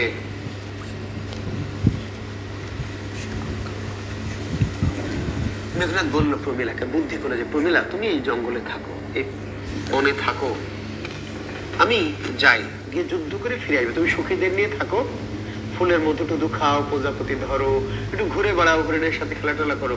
আমি সিংহলে যাব, আমাকে 2.5 দিন সময় দাও। যাব একদিন, আসবো একদিন, আর যুদ্ধ করবো অর্ধেক দিন। অর্ধেক দিন, কারণ এই রাম আর লক্ষণ তো শিশু। মেঘনাদ হচ্ছে ত্রিলোক বিজয়ী বীর, ত্রিলোক বিজয়ী। ত্রিলোক মানে স্বর্গ, মর্ত এবং পাতাল। এত বড় বিশাল বীর। তোমরা যারা মেঘনাদ বধ করে পড়েছো, মেঘনাদ বধ কাব্য যদিও না পড়ো, বিভীষণের প্রতি মেঘনাদ এই কাব্যটা নিশ্চয়ই পড়া থাকার কথা অনেকেরই, সবার না থাকলে ম্যাক্সিমামেরই। বিভীষণের প্রতি মেঘনাদ, মেঘনাদ ত্রিলোক বিজয় বীর। এমনকি স্বর্গের যে দেবতা, তারাও মেঘনাদের কাছে যুদ্ধ করে হেরে যায়। শুধু দেবতারও নয়, দেবতাদের যে রাজা, দেবতাদের যে বাপ দেবরাজ ইন্দ্র, দেবতাদের যে রাজা মহারাজ দেবরাজ ইন্দ্র, সেও মেঘনাদের সাথে যুদ্ধ করে কি হেরে গেছে। এইরকম মাল হচ্ছে মেঘনাদ। তো বলে যে তুমি অযথায় আমরা চলে গেলে হানিমুন পিরিয়ডটা নষ্ট হবে, তুমি থাকো, আমি যাই, গিয়ে ওদের হারাই দিয়ে চলে আসো। আমাদের অযথা তোমাকে নিয়ে গিয়ে চলে গেলে তো প্রমোদ শেষ বা হানিমুন। তো ঠিক আছে, প্রমিলা রাজি হলো, তো ঠিক আছে। এবার মেঘনাদ চলে এলো। কিছুক্ষণ পরে এই ঘন্টাখানেক পরে প্রমিলার আর ভালো লাগছে না। 1 ঘন্টা, নতুন বউ, বুঝতে হবে যারা নতুন বউ এই ব্যাচে আছেন, কেউ 6 বছর বিয়ে হয়ে গেছে, 10 বছর, এরকম গুলি না, কিন্তু এরকম গুলো হচ্ছে স্বামী যত দূরে থাকে ততই তো ভালো। ঝামেলা, খালি বাসায় থাকলে না যন্ত্রণা দেয়। নতুন বউ রে আল্লাহ, কি মধু, স্বামীকে চোখের আড়ালি করতে চায় না। 1 ঘন্টা পরে প্রমিলার আর ভাল লাগছে না। 1-2 ঘন্টা পরে প্রমিলা বলছে যে সখী, আমি তো এই দেহে প্রতিদিনে, আমার এই দেহে তো প্রাণ নাই, আমি আর এখানে থাকবো না। আমি মেঘনাদকে ছাড়া, আই লাভ ইউ মেঘনাদ, মেঘনাদকে ছাড়া আমি কি বাঁচবো না। মেঘনাদকে এক দণ্ড না দেখে থাকতে পারবো না। আমি এই বাগান আমার কাছে বিষতুল্য লাগছে, এগুলা চলে যাবো আমার স্বামীর কাছে, মেঘনাদের কাছে। তো বাসন্তী নামে এক সখী ছিল, বাসন্তী। প্রমিলার সখীর নাম কি? বাসন্তী। বলছে না সখী, যাওয়া যাবে না, যাওয়া যাবে না, কারণ মেঘনাদ তো বীর, সে যুদ্ধ করে চলে যাবে। তোমার রাজ্যের চারপাশ রাবণ বাহিনী ঘিরে রেখেছে, রাম বাহিনী, রাম লক্ষণের বাহিনী ঘিরে রেখেছে। আমরা যেই না যাব, আর আমাদেরকে ধরে কোপ দিবে। আর মেঘনাদকে তো কোপাইতে পারবে না, উল্টা কোপ খাবে। মেঘনাদকে বাধা দিলে মেঘনাদ যুদ্ধ করে ঢুকে পড়বে। কিন্তু আমরা করবো কি? আমাদের তো, আমরা অসহায় নারী জাতি, আমাদের তো রাম রাবণের, রাম লক্ষণের বাহিনী কি করবে? ঝামেলা করবে। এবার প্রমিলাকে গেল, কি কহিলি বাসন্তী? পর্বত গৃহ ছাড়ি বাহিরায় যমুনা সিন্ধুর উদ্দেশ্যে, কার হেন সাধ্য সে রোধে তার গতি। দানব নন্দিনী আমি, রক্ষক হলো বধূ, রাবণ শ্বশুর মম, মেঘনাদ স্বামী, আমি কি ডরাই সখী ভিখারি রাঘবে। প্রমিলাকে বলো, প্রমিলা তুই কি বলছিস এগুলো? হ্যাঁ, আপনাদের কমন পড়েছে একটা লাইন, তাই না? আমি কি ডরাই সখী ভিখারি রাঘবে, এই লাইনটা কমন পড়েছে না? একটা লাইন কমন পড়েছে। যাক, বলছে পর্বত গৃহ ছাড়ি, কি কহিলি বাসন্তী? বাসন্তী বলছে, কি তুই বাসন্তী? পর্বত গৃহ ছাড়ি বাহিরাই যাবে নদী সিন্ধুর উদ্দেশ্যে, কার হেন সাধ্য রোধে তার গতি। পর্বত ছেড়ে নদী যখন বের হয় সাগরের সাথে, শাবনূর নায়িকা নদী, আর রিয়াজ হলো সাগর।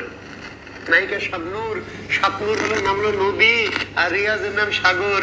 এই নদী যখন বাপের বাড়ি ছেড়ে সাগরের সাথে মিলিত হবে, সমুদ্র সাথে মিলিত হওয়ার জন্য নদী যখন পাহাড় থেকে বের হবে, তখন পৃথিবীর কোন শক্তিকে নদীকে আটকে রাখতে পারবে? পর্বত গৃহ ছাড়ি বাহিরাই যাবে নদী সিন্ধুর উদ্দেশ্যে, কার হেন সাধ্য সে রোধে তার গতি। দানব নন্দিনী আমি, রক্ষক হলো বধূ। দানব নন্দিনী আমি, আমি দানবের বেটি, দানব বংশের মেয়ে, রক্ষক হলো বধূ, রাক্ষস বংশের বেটার বউ। দানব বংশের মেয়ে আর রাক্ষস বংশের বেটার বউ, মামুর উঠা কাকে লেড়তে, কাকে লেড়েছিস? হ্যাঁ, রাক্ষস বংশের বেটার বউ আর দানব নন্দিনী। রাবণ শ্বশুর মম, মেঘনাদ স্বামী। রাবণের মতো মহাপরাক্রমশালী রাজা আমার শ্বশুর, আর মেঘনাদের মতো ত্রিলোক বিজয় বীর আমার স্বামী। আর ওই ছোট লোক ফকিন্নির বাচ্চা রামকে আমি ভয় পাই, আমি কি ডরাই সখী ভিখারি রাঘবে? রাঘব কে? রাম। রাম কেন রাঘব? রাম আসবে। রাঘব কে? রাম কেন রামকে রাঘব বলা হয়েছে? রাম রঘু বংশের সন্তান। রঘু যোগস্ন, রঘু যোগস্ন রাঘব, মনু যোগস্ন মানব, দনু যোগস্ন দানব, যদু যোগস্ন যাদব। যদু বংশে যারা আছে যাদব, আবার মনু বংশের যারা আমাদের নাম মানব। তো জান কি আর করবে, ঠিক আছে চলো সখী, তুমি যখন বলছো তাকে তো নিষেধ করা যাবে না। তখন কি করলো?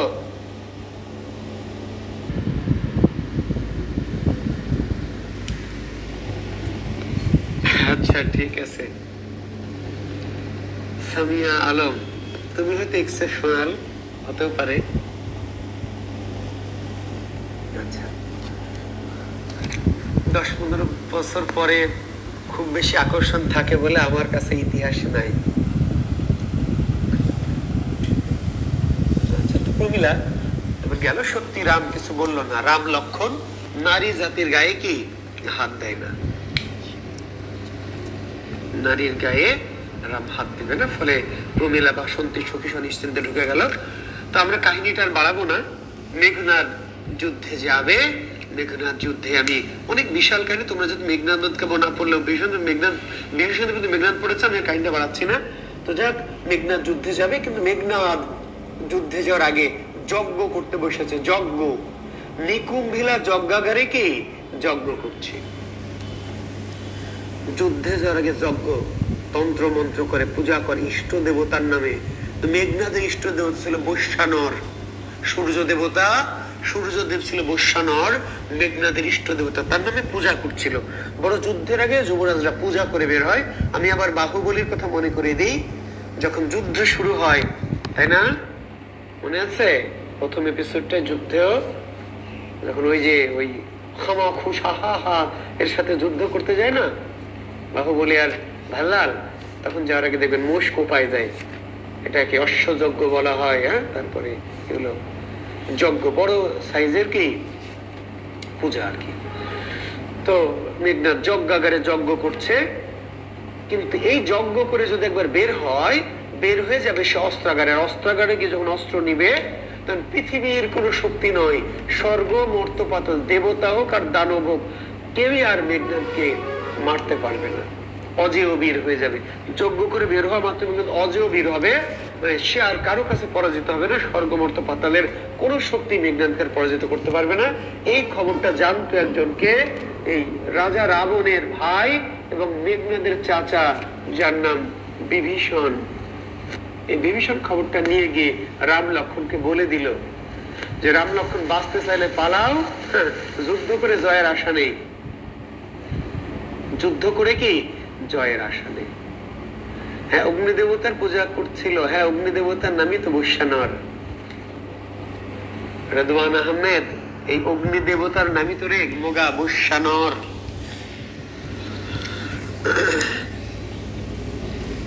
এই জন্য ঘরের শত্রু বিভীষণ, ঘরের শত্রু বিভীষণ।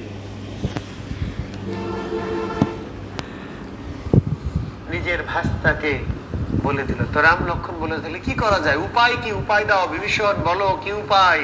বিভীষণ বলে উপায় নাই, যুদ্ধ শুরু হলে আর উপায় নাই। তবে উপায় একটা আছে, যুদ্ধ শুরুর আগে। মানে বলছে এই যে যজ্ঞ করছে এখনই মেরে ফেলতে হবে। যজ্ঞতে যদি মেরে অস্ত্রাগার পর্যন্ত যায় তাহলে আর তোমার কোনো বেল নাই। তো এত তাড়াতাড়ি কি করে মারবো, তাহলে কি করা যায়, মারতেই হবে। অস্ত্রাগারে যাওয়ার আগে, অস্ত্র হাতে নেওয়ার আগে মেরে ফেলতে হবে। যজ্ঞাগারে যজ্ঞরত অবস্থায় যজ্ঞ সাকসেস হতে দেওয়া যাবে না। তখন পরামর্শ করে সাহায্য চাওয়া হলো ইন্দ্রের, দেবরাজ ইন্দ্রের। ইন্দ্র হচ্ছে এদের সাহায্য করেছিল। কেন? মেঘনাদের শত্রু, শত্রুর শত্রু ইজ ইকুয়াল টু বন্ধু, শত্রুর শত্রু ইজ ইকুয়াল টু কি বন্ধু। মেঘনাদের শত্রু ইন্দ্র। কেন? ওই যে ইন্দ্রকে হারিয়ে দিয়েছে মেঘনাদ, এবার ইন্দ্র মনে মনে চান্সে আছে। বুঝতে পেরেছ? হ্যাঁ, ভারত আর হংকং এর খেলা, ভারত ক্রিকেটে ভারত আর হংকং এর খেলা, আমরা সবাই লাফাচ্ছি হংকং হংকং হংকং হংকং। কিংবা জিম্বাবুয়ে আসলে আমরা জিম্বাবুয়ের ভক্ত, হংকং এর ভক্ত না। আমরা ইন্ডিয়াকে হারাবো। কেন ইন্ডিয়াকে হারাবো? এইবারটা ইন্ডিয়া সেমিফাইনালে বাংলাদেশকে হারিয়েছে, ভারত সেমিফাইনালে বাংলাদেশকে হারিয়েছে। ফলে আমাদের শত্রু আর শত্রুর যে প্রতিপক্ষ হংকং অথবা জিম্বাবুয়ে, আমরা কিন্তু পরের দিন অটো সবাইকে জিম্বাবুয়ে হয়ে গেছি, তারপর হংকং হয়ে গেছে। তো অনেকটা এরকম ইন্দ্র সহায়তা করলো রাম লক্ষণকে। কেন? কারণ মেঘনাদ হারুক এটা ইন্দ্র চাই, রাম লক্ষণকে সহযোগিতা করলো। মায়া দেবীকে বলে দিল যাও মায়া করে ছলনা করে ইনভিজিবল করে দাও, দিয়ে লক্ষণ এবং বিভীষণ পথ দেখে নিয়ে গেল লক্ষণকে। বিভীষণ সামনে এবং লক্ষণ পিছনে, পথ দেখে নিয়ে যাচ্ছে বিভীষণ ভাস্তাকে হত্যা করার জন্য। চাচা, আপন চাচা, আপন চাচা পথ দেখে নিয়ে যাচ্ছে লক্ষণকে। ঘরের শত্রু বিভীষণ ইনভিজিবল, অদৃশ্য বাতাসের বেগে। কেন বাতাসের বেগ লাগবে? কারণ না হলে ওই হেঁটে যেতে যেতেই তো ওর যজ্ঞ শেষ অস্ত্র করে ঢুকে পড়বে। এবার চলে গেল, গিয়ে তারপরে কাহিনী আপনাদের জানা আছে। সেখানে গিয়ে মেঘনাদ অনেক কাকুতি মিনতি করলো, কিন্তু কি কোন কাজ হলো না। মেঘনাদ বিভীষণকে অনেক কাকুতি মিনতি করলেন, চাচা তুমি তো আমার চাচা, তাই না, এই বংশের, হাই তাত উচিত কি তবে কাজ, নিকষা সতী তোমার জননী, সহদর রক্ত সৃষ্ট, শুলি শম্ভু নিভ কুম্ভ কর্ণ, ভাতৃপুত্র বাসব বিজয়ী, নিজ গৃহপথ তাথ দেখাও তস্করে, চণ্ডালে বসামানি রাজার আলয়ে, কিন্তু নাহি গঞ্জি তোমা গুরুজন তুমি, সারদার যাব অস্ত্রাগার, লঙ্কার কলঙ্ক আজি ভঞ্জিবা হবে, দেখিব আজি কোন দেব বলে বিমুখে সমরে মরে সৌমিত্রী কুমতি। বিভীষণকে কনভিন্স করার চেষ্টা করলো, পাম্পট্টি দিল, অনুনয় বিনয় করলো, অনেক কিছু বোঝালো, কিন্তু বিভীষণ বলল যে না, রাঘব দাস আমি, হে বৎস বৃথায় সাধনা ধীমান, রাঘবের দাস আমি, কি প্রকারে তার বিপক্ষে করিব কাজ, রক্ষিতে অনুরোধ। তো যাই হোক, শেষ পর্যন্ত মেঘনাদকে কুপায় দিল।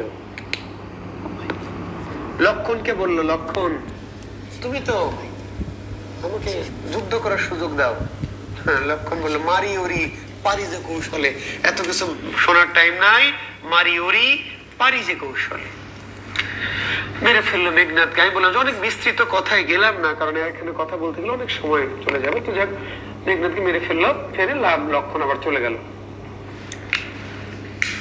এইবার মেঘনাদ মৃত্যুর খবর যখন প্রচার হয়ে গেল, রাবণ, রাজা রাবণ প্রচন্ড ক্ষিপ্ত হলো এবং শপথ করলো যে আমার পুত্রের কি লাশ দাফন করব না যতক্ষণ না আমি আমার পুত্রের হত্যাকারীকে মারবো। আমার পুত্রের হত্যাকারীকে যতক্ষণ না আমি হত্যা করতে পারবো, তার আগে আমার পুত্রের দাহ হবে না। এবার রাবণ নিজেই যুদ্ধের সাজ নিল। যুদ্ধ শুরু হল, প্রচন্ড বিক্রমে যুদ্ধ করে রাবণের টার্গেট একটা, পুত্রের হত্যাকারীকে লক্ষণ, এবং যুদ্ধ করে লক্ষণকে কোপায় দিল, ফিনিশ করে দিল, খতম। রাবণ কাঁদতে লাগলো, রাম কাঁদতে লাগলো। রাবণ ছুটি দিল যে ঠিক আছে, এই যে 1 উইকেট ফেললাম, আজকে 2 দিন ছুটি, তারপরে এসে আর 1 উইকেট রামকে কোপাবো, তাহলেই খেলা শেষ, আছেই তো 2 উইকেট বলে 2 দিনের ছুটি দিল লক্ষণের মৃত্যুতে, শোক করার জন্য। রামকে কাঁদতে থাকো, 2 দিন কেঁদে নাও, তারপর তোমার সাথে কোপা করবে বলে রাবণ চলে আসলো। রাম লক্ষণের মৃত্যুতে পাগল প্রায় হয়ে গেল, কারণ ছোট ভাইকে অত্যন্ত স্নেহ করতে, এবং যে ছোট ভাই তার জন্য বনবাসে এসছে এবং তার স্ত্রীকে বাঁচানোর জন্যই তাকে জীবন দিতে হলো, এটা রাম কিছুতে মেনে নিতে পারলো না। রাম এখন অস্থির হয়ে দাপাদাপি শুরু করলো। দেবতারা চিন্তা করলো, রাম যদি এইভাবে দাপাতে থাকে তাহলে তো পৃথিবী টিকে থাকবে না, পৃথিবী ভস্মীভূত হয়ে যাবে। তখন দেবতারা আবার চিন্তা করলো কি করা যাবে। নল পরামর্শ দিল রামকে যে আপনার ভাই বেঁচে উঠবে, কি করতে হবে? বেঁচে উঠবে কি করতে হবে আমি জানি না, জানি আপনার বাবাকে, অযোধ্যা রাজা দশরথ, আপনার পিতার কাছে জানা আছে যে লক্ষণ মরে গেলে আবার বেঁচে উঠবে। একটা বুদ্ধি আছে, কি বুদ্ধি? বাবাকে জিজ্ঞেস করতে হবে, বাবা কোথায় আছে? অযোধ্যায় না, এতদিন মরে ভূত হয়ে পেট পুরিতে চলে গেছে। দশরথ রাজা মরে প্রেতপুরীতে চলে গেছে। প্রেতপুরী, মাটির তলের যে জগৎ, তার নাম প্রেতপুরী। প্রিয় শিক্ষার্থীরা, মনে করবেন মহাকাব্যের কাহিনী শুধু পৃথিবীর কাহিনী নয়, মানুষের কাহিনী নয়। মহাকাব্যের কাহিনী তিনটি জগৎ, স্বর্গ, মর্ত এবং পাতাল। স্বর্গের দেব দেবতা থাকবে, পৃথিবীর মানুষ থাকবে, পাতালের দৈত্য দানব থাকবে। রাম তন্ত্র মন্ত্র পড়ে চা করে পাতালে নেমে গেল, নেমে গিয়ে পিতার সাথে সাক্ষাৎ করে নরক নরক দর্শন করে পিতার কাছ থেকে যা বললো, আমি সংক্ষেপ করছি, পিতাকে বললো যে লক্ষণ মারা গেছে, কি করা যাবে এখন? বললো হ্যাঁ, বেঁচে উঠবে। কি করতে হবে? তুমি ওই যে হিমালয় পাহাড়ের পার হয়ে যে পাহাড় আছে একটি, গন্ধমাদন পর্বত, হিমালয় পাহাড়ের পরে আছে গন্ধমাদন। এই গন্ধমাদন পর্বতে একটা লতা আছে, বিশল্যকরণী, মৃত সঞ্জীবনী। এই মৃত সঞ্জীবনী লতা এনে ক্ষতস্থানে লাগিয়ে দিলে অক্ষণ বেঁচে উঠবে। কিন্তু সেটা করতে হবে আজকে সূর্যাস্তের পূর্বে, সূর্য ডুবে যাওয়ার আগে লাগিয়ে দিলে অক্ষণ বেঁচে উঠবে। কিন্তু সেটা করতে হবে আজকে সূর্যাস্তের পূর্বে, সূর্য ডুবে যাওয়ার আগে। এত দ্রুত কেমন করে হবে? তো যাক, আবার একটা সময় ক্ষেপণ না করে রাম আবার মন্ত্র পড়ে চা করে আবার উপরে উঠে এলো। যাবে কে? কোথায়? হিমালয়। যাবে কে? কোথায়? হিমালয়। হিমালয় পার হয়ে আবার গন্ধমাদন আনতে হবে আবার সূর্যাস্তের পূর্বেই। তো একজন ছিল, এক হনুমান ছিল, হনুমান যার প্রচন্ড ক্ষিপ্র গতি। বলে যে আমি কয়েক লাফে চলে যাবো। সে তাই নাকি? তো যাও। এবার কয়েক লাফ দিয়ে সেই হনুমান চলে গেল গন্ধমাদন পর্বত। চলে তো গেল, কিন্তু বেটা তো ইমোশনাল হয়ে চলে এসছে তাড়াতাড়ি যেতে পারে বলে, কিন্তু ওই লতাটা চিনে না। মৃত সঞ্জীবনী বিশল্যকরণী লতা চিনে না। কেন এসছে? তাড়াতাড়ি যেতে পারে এটার জন্য। যেতে পেরে লাভ কি? শেকড় যে চেনে না, লতা যে চেনে না, কি করবে? চিন্তা করলে হবে না। গোটা পাহাড়টা গন্ধমাদন পর্বত ওই সে হনুমান কাঁধে তুলে নিল। গোটা গন্ধমাদন পাহাড় কাঁধে তুলে নিয়ে আবার লাফ দিয়ে চলে এলো। রাম কি করলো? ওই গন্ধমাদন পর্বতের আর ঢুকে কি করলো? গন্ধমাদন পাহাড়ে উঠে সেই বিশল্যকরণী মৃত সঞ্জীবনী লতা খুঁজে এনে লাগিয়ে দিল লক্ষণের গায়ে। ক্ষতস্থানে লক্ষণ আবার বেঁচে উঠলো। যাই না বেঁচে উঠলো, সবাই অনুধ্বনি করতে লাগলো। অনুধ্বনি, জয়ধ্বনি, জয় শঙ্খ, আনন্দ শঙ্খ বাজতে লাগলো। এত জোরে আনন্দ শঙ্খ বাজতে লাগলো যেটা পৌঁছে গেল কোথায়? সিংহলে রাজপ্রাসাদে। রাবণ চিন্তা করে, কিরে আমি বেটাদের 2 দিন শোকের ছুটি দিলাম, এই বেটারা লুলু লুলু লুলু করে কেন? কাহিনী কি? উৎসব করে কেন? হলো কি? দূত এসে খবর দিল, হুজুর খবর খারাপ, লক্ষণ বেঁচে উঠেছে। রাবণ হতোদ্যম হয়ে পড়লো, হতোদ্যম, হতবিহ্বল। বুঝতে পারলো যে দেবতারা তার পক্ষে নাই, ভাগ্য তার পক্ষে নাই। তাহলে কি করতে হবে? এই মেরে ফেললাম, উইকেট ফেলে দিলাম, আবার যদি উইকেট দিয়েই দেয়, বেঁচেই যায়, তাহলে আর উইকেট ফেলে লাভ কি? তাহলে খেলা তো শেষ হবে না। কি করে পারবো? বিধাতা আমাদের পক্ষে নাই। রাবণ হতোদ্যম হয়ে পড়লো, কিন্তু রামের কাছে অনুরোধ করলো যে আমি তো তোমার ভাইয়ের মৃত্যুতে 2 দিন ছুটি দিয়েছিলাম, আমার পুত্র মরে আছে, 7 দিন ছুটি লাগবে আমার পুত্র তার অনেক বড় বীর, এত বড় বীরের জন্য 7 দিন যুদ্ধ বিরতি। ঠিক আছে, আমরা একটু রেস্ট নিয়ে ফাঁকে মেঘনাদের শোকে 7 দিনের যুদ্ধ বিরতি দেওয়া হলো। সপ্ত দিবানিশি লঙ্কা কাঁদিলা বিষাদে। লঙ্কা 7 দিন ধরে কাঁদতে থাকলো, কারণ লঙ্কা নগরীর মানুষ বুঝে গেছে যে এই সিংহল আর কি টিকে থাকবে না, কারণ এখানে সিংহলকে বাঁচানোর মতো কেমন নাই। বুঝতে পেরেছ? লঙ্কার মানুষ বুঝে নিল যে দেবতারা যেহেতু আমাদের পাশে নাই, কাজেই এই রাজ্যটা আর টিকবে না। রাম লক্ষণের কাছে লঙ্কার পরাজয় হবে। আর সপ্ত দিবানিশি লঙ্কা কাঁদিলা বিষাদে। 7 দিন পর মেঘনাদকে দাহ করা হলো। তারপর 7 দিন পরে আবার যথারীতি যুদ্ধ শুরু হলো। রাবণ এবং রাম রাবণের যুদ্ধ, ফাইনাল লড়াই, রাম রাবণের যুদ্ধ। রাম প্রচন্ড যুদ্ধ করে ক্ষিপ্র গতিতে অনেকক্ষণ যুদ্ধ করার পর একটা সময় রাবণের গলা কেটে দিতে সক্ষম হলো। রাবণের এক কোপে গলা কেটে দিল। যে গলা কেটে দিল, এই পাশে আর একটা গলা বের হলো। আবার যুদ্ধ করে অনেকক্ষণ যুদ্ধ করে আবার গলা কাটলো, আবার গলা আর একটা বের হলো। এইভাবে যুদ্ধ করে অনেকক্ষণ যুদ্ধ করে এক কোপ দিয়ে গলা কাটে, আরেকটা গলা বের হয়। এই তো আরেক বিপদ। রাম চিন্তা করলে এ তো আরেক বিপদ। যতবারই উইকেট ফেলি ততবার তো আবার উইকেট বেঁচে যায়, নো বল হয়। তো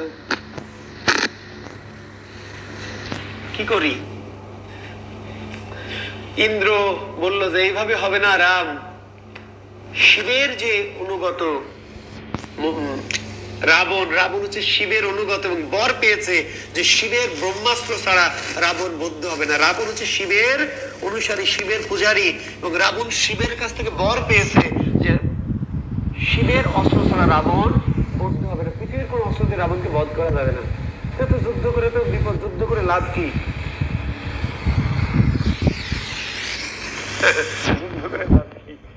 তাহলে কি করতে হবে? এবার ইন্দ্র চিন্তা করলো যে মেঘনাথকে মানে রাবণকে তো মারতে হবে, রাবণ রাজ্যটা সিংহল শেষ করে দিতে হবে, তার শত্রুদের বাঁচিয়ে রাখা যাবে না।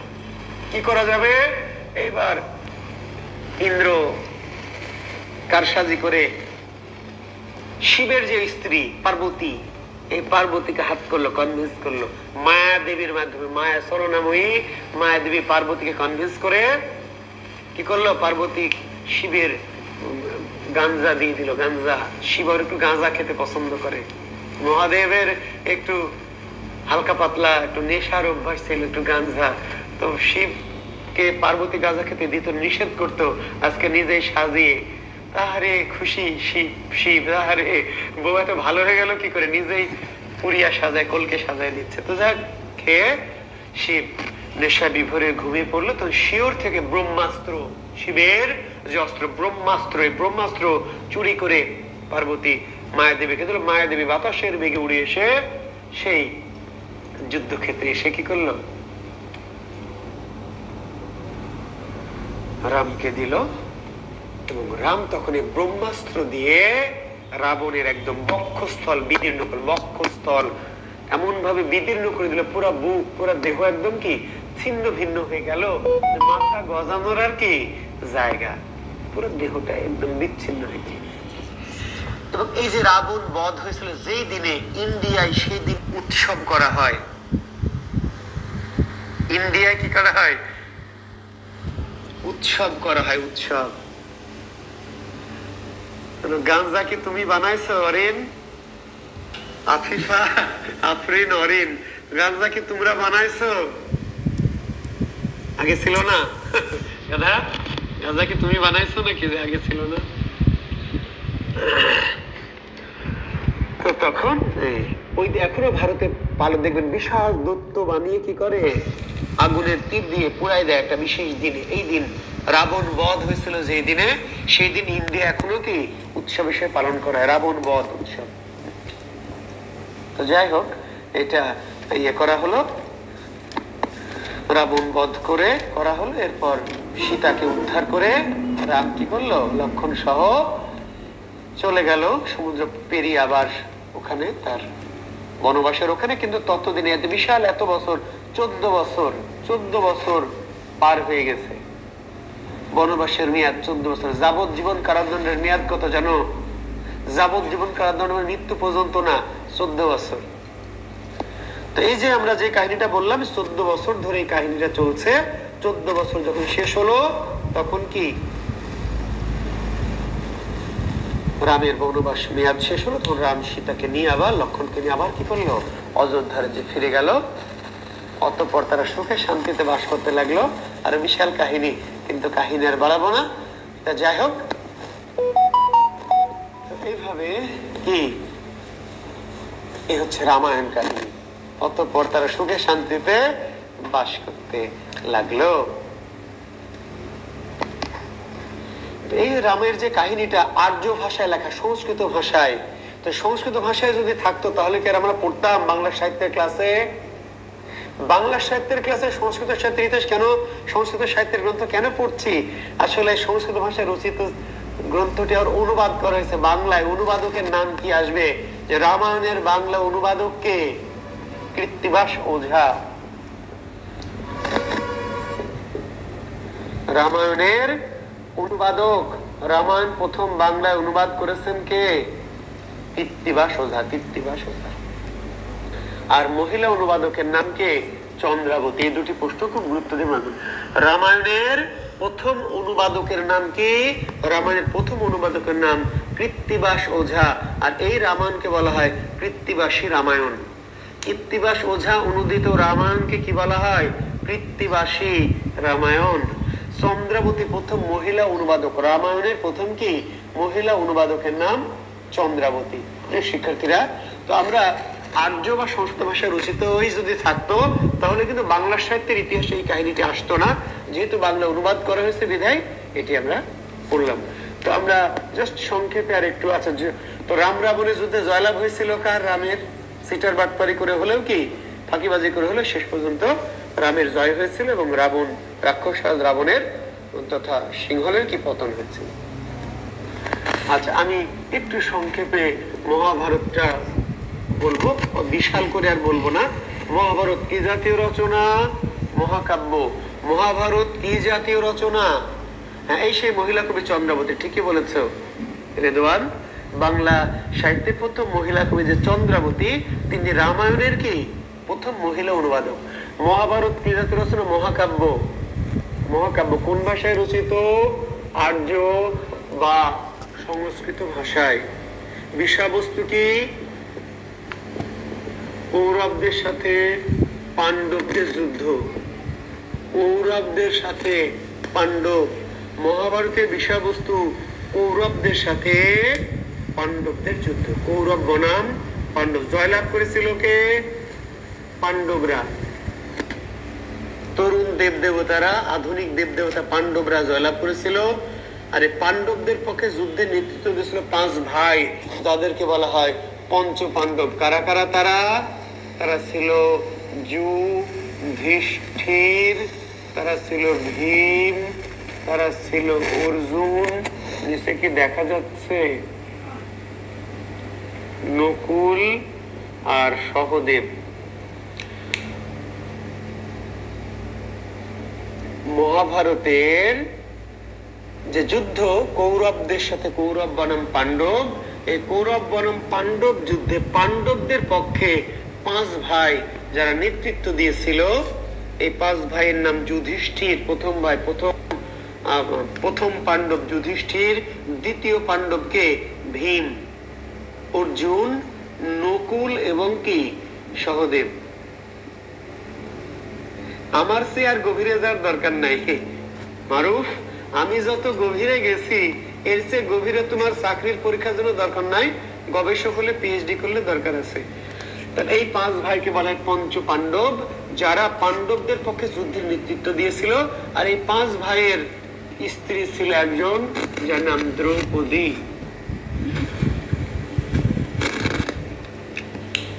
তাহলে 5 ভাইয়ের বউ কয়টা? একটা। তাহলে দ্রৌপদীর স্বামীর নাম কি?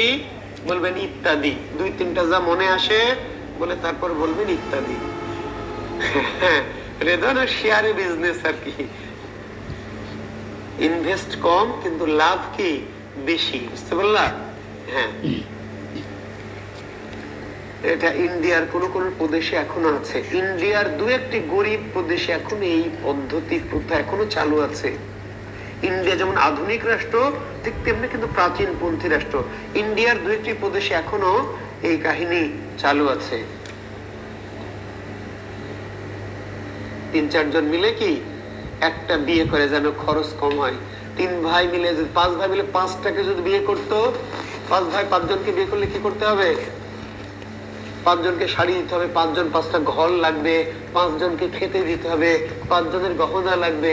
5 ভাই মিলে একা বউ বিয়ে করলে কি শাড়ি একটা দিতে হবে, গহনা এক সেট দিতে হবে, ঘরও একটা লাগবে, বাড়ির কাজ কাম একজনই সব করবে, মাঝখান থেকে লাভে লাভ। হ্যাঁ, কাজ কাম কিন্তু সমানে হবে আর কি। তো কাজেই এরকম এখনো এই ব্যাপারটি আছে আর কি।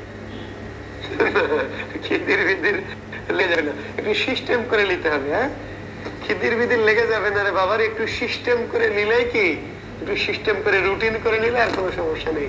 তো যাই হোক, এই আমরা এটার কাহিনীতে যাবো না। তো এর কেন বিয়েটা করেছিল, এর পিছনে নানান কাহিনী আর কি, নানান।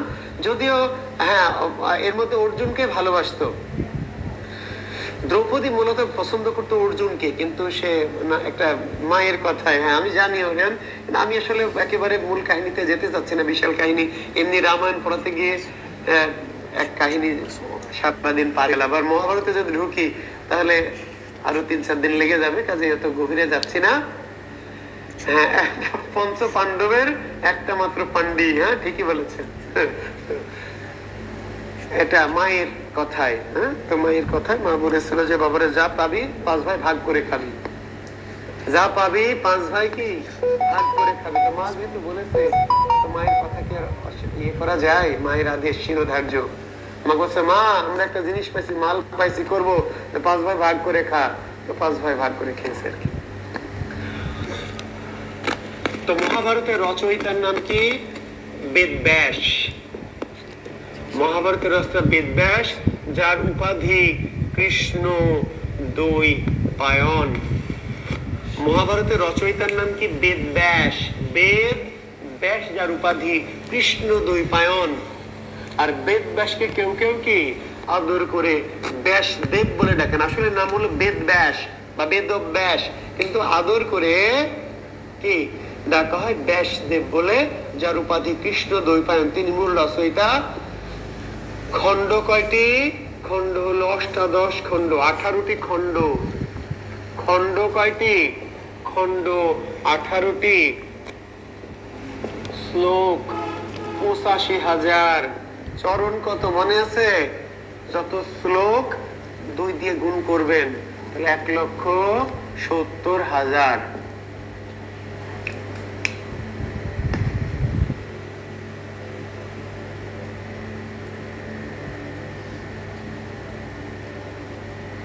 মহাভারতের খণ্ড 18টি, শ্লোক 85,000 আর চরণ 1,70,000। পৃথিবীর সর্ববৃহৎ একক গ্রন্থ বলা হয় মহাভারতকে, জেনে রাখেন। পৃথিবীর সর্ববৃহৎ একক গ্রন্থ বলা হয় কাকে? এই মহাভারতকে। মহাভারতের প্রথম অনুবাদ করেছিলেন কবীন্দ্র পরমেশ্বর। মহাভারত প্রথম অনুবাদ করেছিলেন যিনি, তার নাম কবীন্দ্র পরমেশ্বর। কার আদেশে? পরাগল খা। পরাগল খা নামক একজন রাজ আমাত্য বা রাজ দরবারের উচ্চপদস্থ ব্যক্তির আদেশে কবীন্দ্র পরমেশ্বর মহাভারতের প্রথম অনুবাদ করেছিলেন। কিন্তু একটা আংশিক অনুবাদ, আংশিক। মহাভারতের সম্পূর্ণ অনুবাদ না, মর্মার্থের সারাংশের অনুবাদ।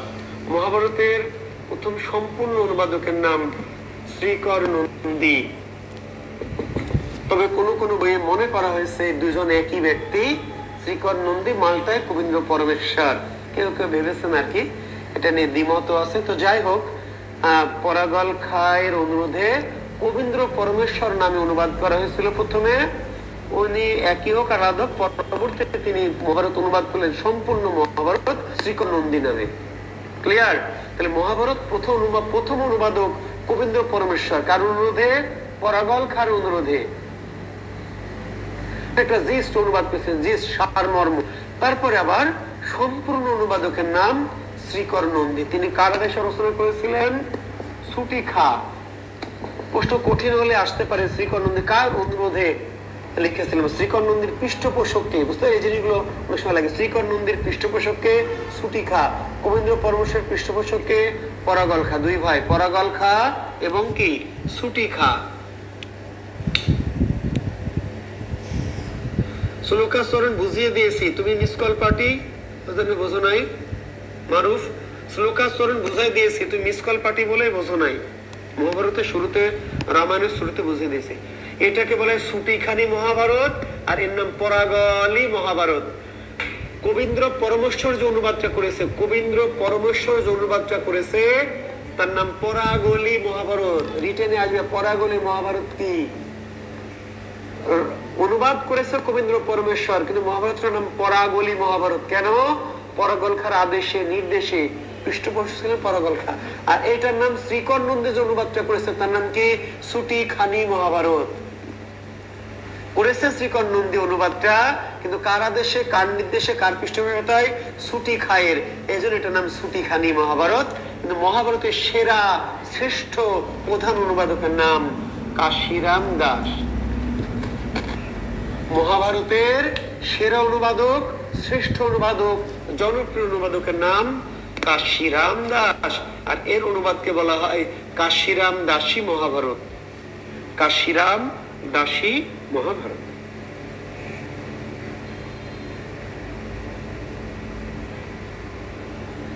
তো প্রিয় শিক্ষার্থী বন্ধুরা, এই হচ্ছে মোটামুটি আমাদের রামায়ণ এবং মহাভারত।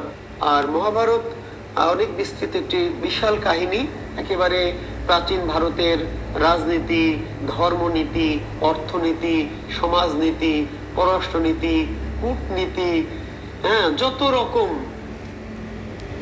কিছু আছে সব কিছু। হ্যাঁ, তো আমরা মহাভারতের বিস্তৃত কাহিনীতে গেলাম, চরিত্রগুলি একটু আমরা পারলে জেনে রাখবো। মহাভারতের কথা অমৃত সমান, কাশিরাম দাস ভনে শুনে পুণ্যবান। মহাভারতের কথা অমৃত সমান, কাশিরাম দাস ভনে শুনে পুণ্যবান। কাশিরাম দাসের মহাভারত। আমাদের দেশে যে প্রচলিত মহাভারত বা হিন্দুরা যে মহাভারতটা পড়ে সেটা মূলত কি? এই কাশিরাম দাসী মহাভারত। এই পর্যন্ত প্রিয় শিক্ষার্থীরা, আজকে আমরা ক্লাসটি রাখছি। আমাদের ক্লাসে চৈতন্য সাহিত্যটা ছিল আজকে, কিন্তু আজকে আমরা আগাচ্ছি না। আগামী দিন আমরা কি চৈতন্য সাহিত্যটা পরের ক্লাসের সাথে একটু প্রথমে পড়িয়ে নিব, ঠিক আছে? নেটের সমস্যা হচ্ছে, হয়তো নির্বাচন পরবর্তী ইফেক্ট হচ্ছে।